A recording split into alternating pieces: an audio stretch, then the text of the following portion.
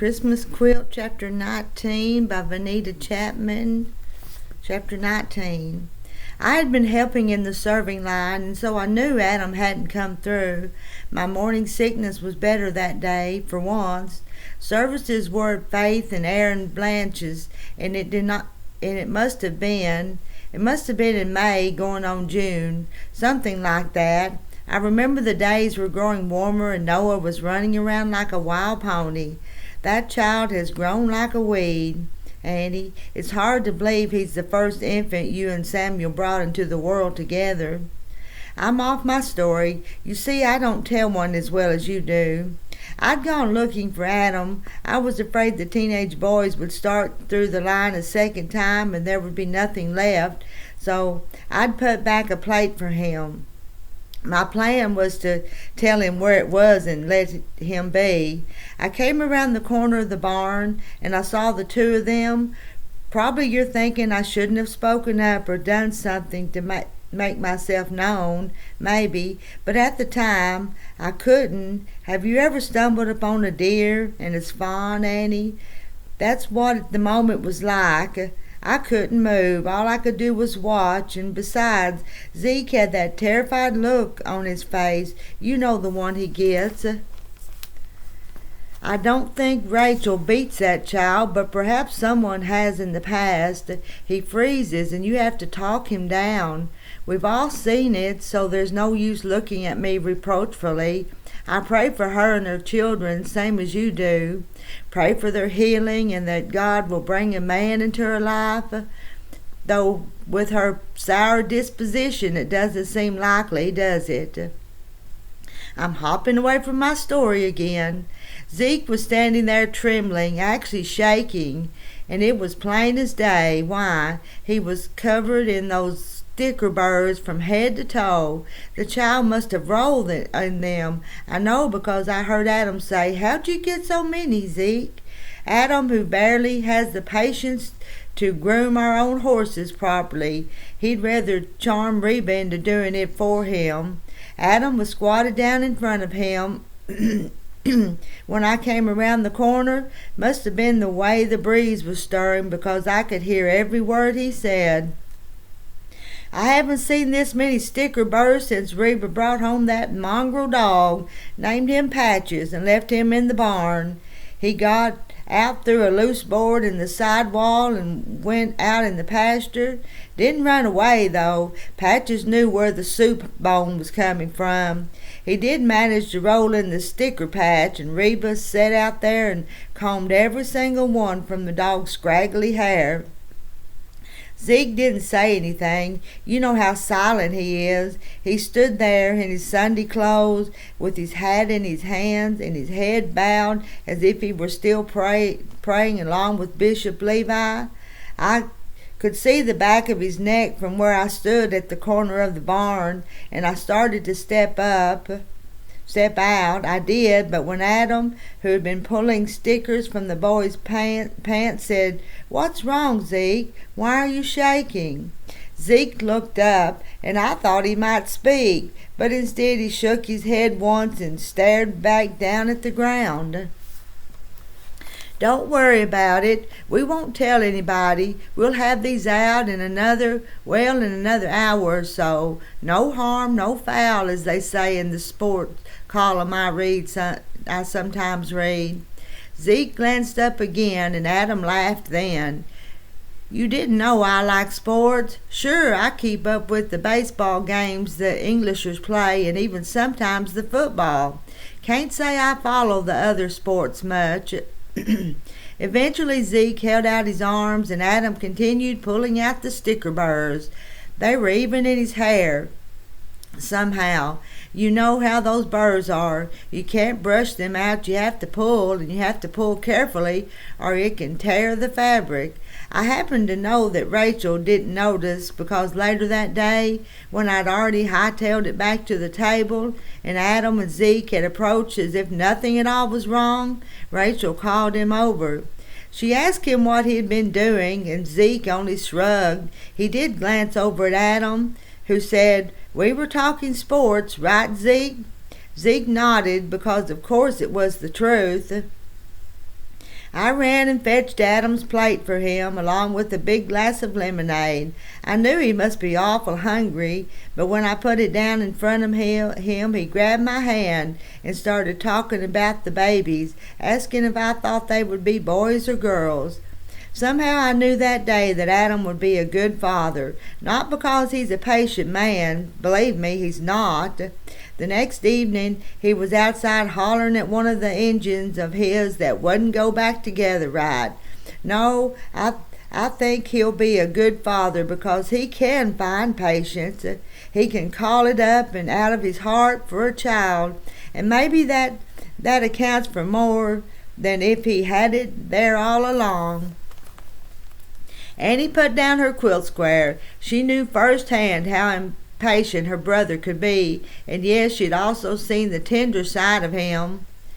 Less so lately as the pressure of having a family had begun to take its toll. She studied Leah, a wonderful fourth story, and it matches our fourth Dutch child. She held up the finished applique square. The boy wore a purple shirt, blue pants, black shoes, and a black hat.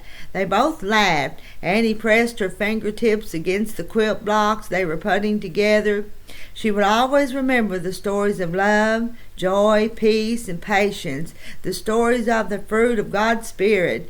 As her mind brushed over each one, she was reassured everything would turn out fine. The remainder of the afternoon sped by. Soon Adam was calling, still talking about what a success the auction had been. They had the totals now, and the sale of goods had raised more money than expected. Combined with what was already available in the medical fund, Leah's expected medical expenses and those of the babies shouldn't be a problem. It was a huge burden lifted from everyone's shoulders. Adam had been full of details on Saturday and Sunday. Sunday he hadn't called. This evening he seemed to be telling Leah small tidbits he'd forgotten to relay. Annie knew the moment he began talking about Reba and Trent, because Leah sighed and said, "Yeah, we know. Annie received a letter from her and has already written back. We'll all pray, Adam." Annie was relieved to hear the easy way the two spoke with one another. It seemed the tension from previous weeks had vanished. "Are you sure?" Leah asked into the phone. Turning abruptly from the window, Annie found a giant grin on Leah's face. "Leah himself told you that? Eli himself told you this?" What? What? Leah held up her hand. "Yeah, I tell you, I miss you too, Adam. Tomorrow night, I'll be here. Where else would I be? Yes, I'll give your love to the babies." She hung up the phone, not even attempting to hide the wistful sigh. "I miss him." "Sure you do, but what did he say about Eli?" "That he's in love." "Eli? My Uncle Eli?" "Yeah, what other Eli do we know in our district? And you'll never guess with whom." "I'm not going to have to guess because you're going to tell me." Annie scooted her chair closer. "Tell?" Leah tapped her chin as if she was suddenly having trouble remembering, but she couldn't hold out for long. "Rachel!" Annie searched through her mind, coming up blank. She finally asked, "Rachel who?" "Rachel, Samuel's sister." "Oh, Leah, I thought there must be another Rachel. I couldn't remember. Are you sure?" "Yeah, Adam says." Leah shrugged. "Adam says she's different this last week or so, or at least Eli says she's different. Adam admits he hasn't paid much attention." "Different? How different could she be?" Annie had been praying for a change of heart in Rachel, had been praying God would bring someone into her life to care for her and show her love. But Eli, if it were true, God certainly did work in mysterious ways. Leah had already had her dinner, which always came early, same as at home. Annie stayed long enough to help her walk around the floor one more time. It seemed she moved somewhat slower, but then they were both distracted by all that had learned from the phone call. She wondered if she should stay, but Leah shook her head and said she was tired and would go to sleep early. Annie was aware that the evening hours in a hospital room could drag on and seem to crawl toward morning. If Leah was sleeping, though, and she did not look more tired than usual, perhaps it would be best for Annie to return to the boarding house. She was gathering her things to leave when Leah placed her hand on her forehead and groaned. "What is it? Should I call a nurse?" "No, it's only my head." Leah leaned forward, now cradling her head. "I suddenly have the worst headache." Annie dropped her bag and her coat and slipped the automatic blood pressure cup onto Leah's arm. Then she pushed the call nurse button. "Leah, I want you to sit back, dear. Sit back and take a few deep breaths. The nurse is coming." "Everything all right in here?" "Her blood pressure is." "I see it." Foster pushed the call button again, but his usually cheerful expression was missing as he bustled around the room. His movements were quick and efficient, and they did much to calm Annie's fears. When someone from the nurse's desk beeped the room, he advised them, "We need to contact Dr. Reese. Stat." "It hurts, Annie." "I know it does, honey. They'll give you something very soon." "Let's put the fetal monitor back on her. Annie, help me slip it around her waist." Together they worked it under and around Leah. The two lines immediately appeared on the monitor display, and they confirmed what Leah's blood pressure had shown. Both the babies and Leah were in distress. The head nurse walked in. Her name was Nancy Baxter, and they had had very little to do with her because Leah had been on intermittent monitoring since her placenta bleed had stopped. Baxter was older, tall, thin, gray-headed, and Annie could tell by one look she'd seen most everything a maternity ward could offer. "Leah, your blood pressure is very high. That's the reason your head hurts. I want you to take this medicine, lie back, and try to rest."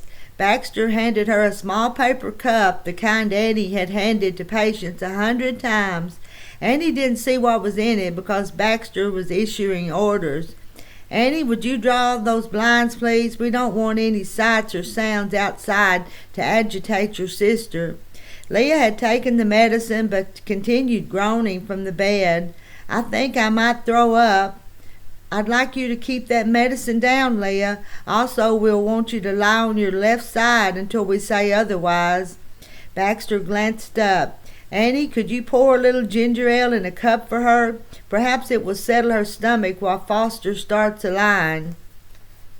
"An IV?" Leah glanced in confusion from Foster on her left to Nurse Baxter on her right. "Leah, focus on me. It's going to be fine. Do you believe me?" Leah nodded, though her chin was trembling. "Your sister Annie caught this very quickly. Your blood pressure was high, too high, but we're bringing it down. I want you to focus on something that will calm you. Can you do that? Think of something peaceful and try to relax." "The quilt," Leah whispered. Annie snatched the bag off the floor and pulled out the single panel they'd completed. "Remember, Leah, love, joy, and peace." "Yes." Leah pulled in a deep breath. "Good girl. Here, sip this." Leah took a small drink of the ginger ale, placed her hands on top of the quilt panel, and closed her eyes. Annie couldn't make out her words, but she knew that she was praying. Moments passed as they waited, all eyes glued on the monitor. "Fetal heartbeats are stabilizing," Foster said. Baxter was called into the hall by an orderly. When she returned, she announced, "Dr. Reese is on her way. Nurse Foster will stay with you until the doctor walks into this room, and he'll call me if there's any change at all." Touching Annie's arm, she nodded toward the hall. Once the door to Leah's room had closed behind them, Baxter began, not pausing to give Annie a chance to offer her version of events. "Normally I don't abide family members touching my equipment, but in this case you did the right thing, and I'm sure you realize her blood pressure was dangerously high. Dr. Reese ordered a single dose of methyl-dopa orally and labetalol intravenously. I'm not accustomed to sharing such details with individuals who aren't staff. However, she paused to give Annie a once-over from the top of her cap-covered head to the toes of her sensible shoes. I've heard things about you from your former supervisors. Good things, and you've proven yourself to be useful here. Sometimes Amish patients can be a problem. No offense. None taken. I want you to prepare your sister and her husband for the likelihood that these babies may come sooner than anticipated. Annie waited, sensing Nurse Baxter didn't want idle chit-chat from her. She thought for a moment that the floor supervisor was going to dismiss her when the older woman nodded ever so slightly. Then Annie remembered she didn't actually work there. She turned to push back into Leah's room when Baxter called her back.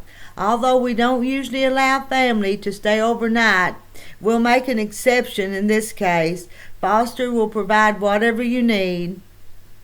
Thank you, Annie said, but she wasn't sure Baxter heard her. The woman was already treading softly down the hall on her way to care for another mother in need. The end of chapter 19.